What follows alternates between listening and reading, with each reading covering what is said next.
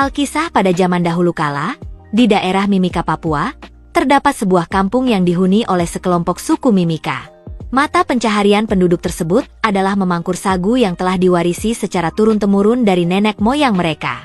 Setiap hari, baik kaum laki-laki maupun perempuan, mereka semua bekerja memangkur sagu di sepanjang aliran sungai di daerah itu untuk memenuhi segala kebutuhan sehari-hari mereka. Suatu hari, beberapa orang dari penduduk kampung tersebut hendak mencari sagu dengan menggunakan sebuah perahu kecil dengan menyusuri sebuah sungai menuju ke suatu tempat di dekat sana.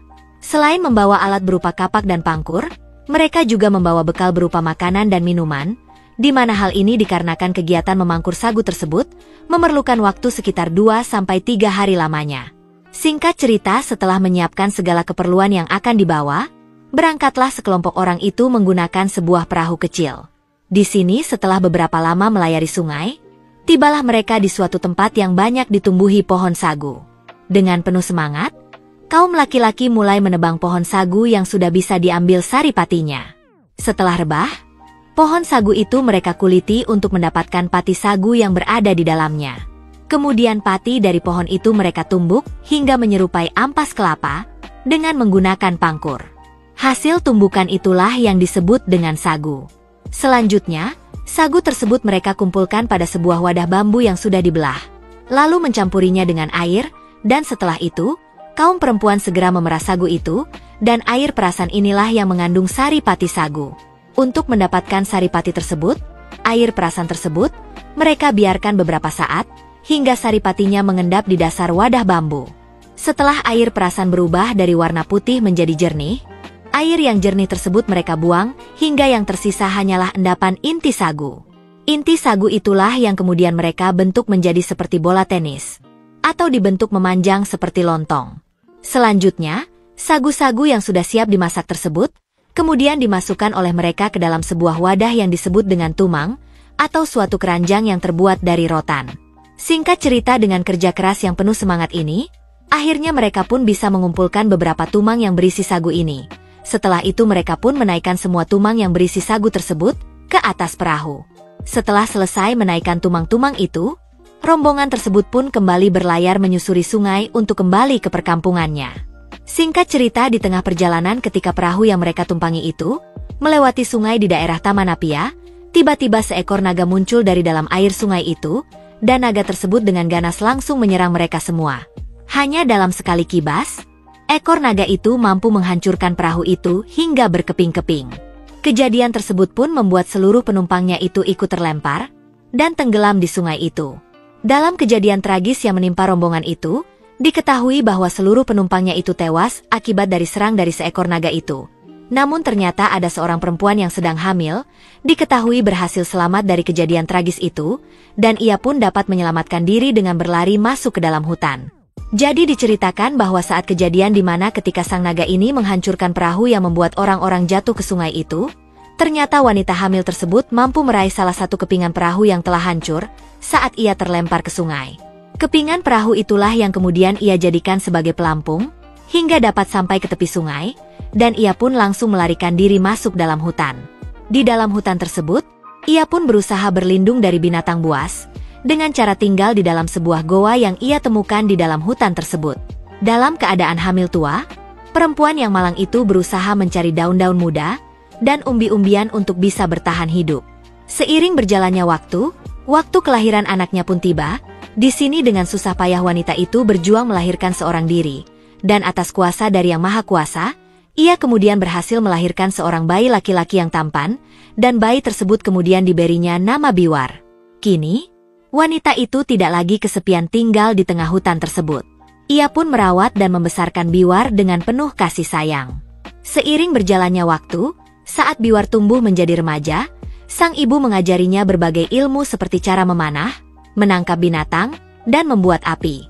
Selain itu, ia juga mengajari Biwar bermain tifa atau sebuah alat musik tradisional Papua, hingga Biwar pun menjadi sangat mahir memainkan alat musik tersebut. Beberapa tahun kemudian, Biwar telah tumbuh menjadi seorang pemuda yang tampan, kuat, dan gagah perkasa. Setiap hari ia membantu ibunya mencari lauk dengan cara memancing ikan di sungai, dan ia juga membantu ibunya membuat sebuah rumah sederhana, yang disebut dengan honai, atau rumah adat masyarakat Papua yang terbuat dari kayu dengan atap berbentuk kerucut dari jerami atau ilalang.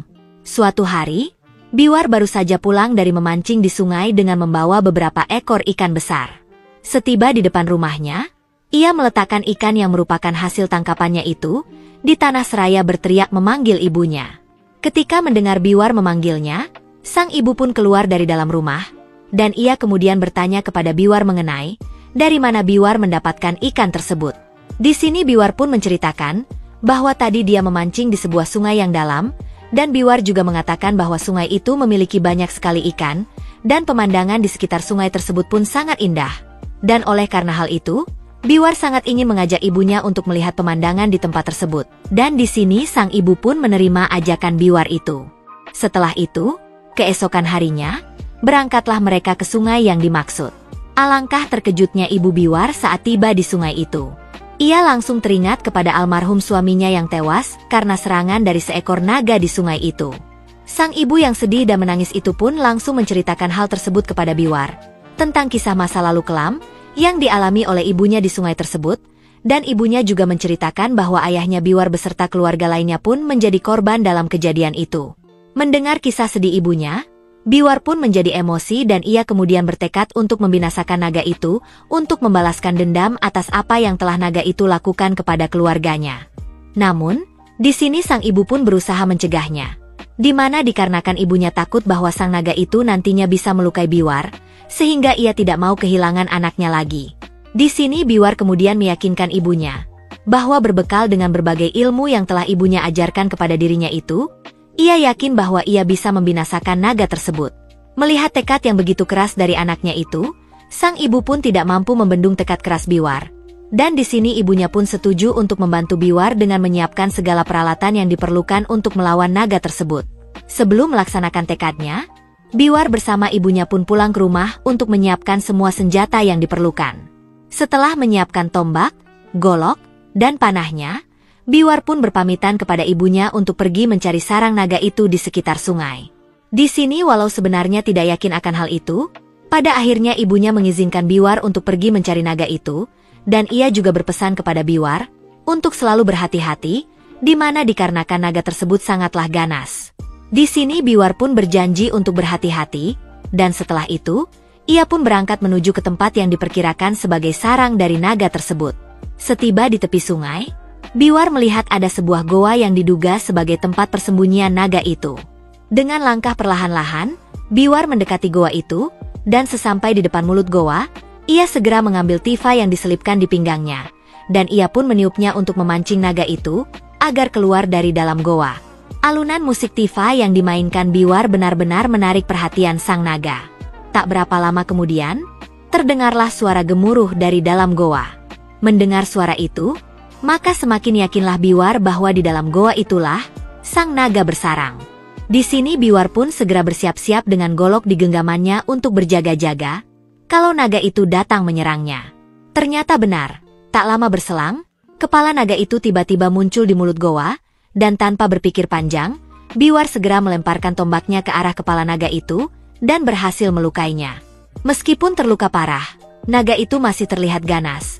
Maka sebelum naga itu menyerangnya, Biwar segera mencabut golok yang terselip di pinggangnya itu, dan dengan segala kekuatan yang ada, dia berlari dan melompat untuk memenggal kepala naga itu, dan tepat di sasaran, yang kemudian membuat kepala naga itu nyaris putus. Dikarenakan kondisi yang terluka sangat parah ini, membuat sang naga itu jatuh terkulai di depan mulut goa. Melihat hal itu, cepat-cepatlah si Biwar menimbun tubuh naga itu dengan bebatuan. Setelah memastikan naga itu benar-benar telah mati, ia pun segera pulang ke rumahnya untuk memberitahukan keberhasilannya membinasakan naga itu kepada ibunya. Ketika mendengar kabar baik itu, betapa senangnya hati sang ibu, dan sang ibu pun mengatakan bahwa sang naga telah menerima hukumannya, sehingga kini hati mamanya pun menjadi lega. Setelah itu sang ibu kemudian meminta Biwar untuk membuatkan sebuah perahu kecil yang akan mereka gunakan untuk kembali ke perkampungan mereka. Keesokan harinya, Biwar pun membuat sebuah perahu kecil yang cukup untuk ditumpangi mereka berdua. Setelah itu berangkatlah mereka menyusuri sungai itu menuju ke perkampungan ibunya itu. Singkat cerita, akhirnya mereka pun merasa senang ketika melihat perkampungan ibunya dari jauh, dan setiba mereka di perkampungan itu, Mereka pun disambut dengan gembira oleh penduduk setempat.